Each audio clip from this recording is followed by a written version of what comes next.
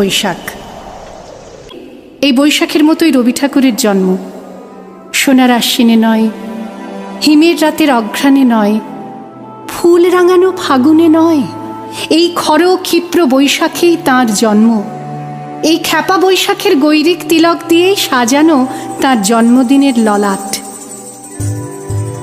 বৈশাখে প্রকৃতির নতুন জন্ম, আমাদেরও নতুন জন্ম এই বৈশাখে, 25শে বৈশাখে, রবি ঠাকুরের জন্মদিনে। দেখতে হয় না ক্যালেন্ডার, জিজ্ঞেস করতে হয় না তারিখটা কবে।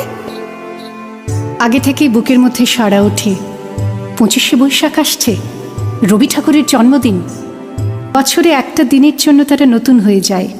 চারপাশে নীলে লালে সবুজে হলুদে রঙিন ফুলের আলপনা, মাঝখানে খয়েরি রঙের সুতোয় রোজ দুপুরের না ঘুমানো চোখে কাজের ক্লান্ত অবসরে বোনা হয়ে চলেছে সেই 4টে লাইন।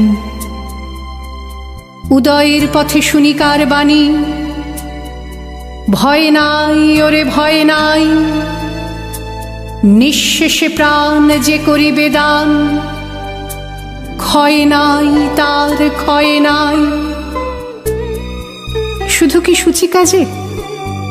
না, বিদেশকে চোখের সামনে দৃষ্টান্ত করে রাখার আন্তর্জাতিকতা রবি ঠাকুরের। আমাদের সংস্কৃতিকে মাটির কাছাকাছি এগিয়ে নিয়ে যাওয়ার সংকল্পে রবি ঠাকুর। আমাদের সভ্যতাকে দানবের হাত থেকে ছিনিয়ে নেওয়ার সংগ্রামে রবি ঠাকুর। আকাশে, মাটিতে, মনে এত যে বৃষ্টি পড়ে, তার ছন্দ রবি ঠাকুরের।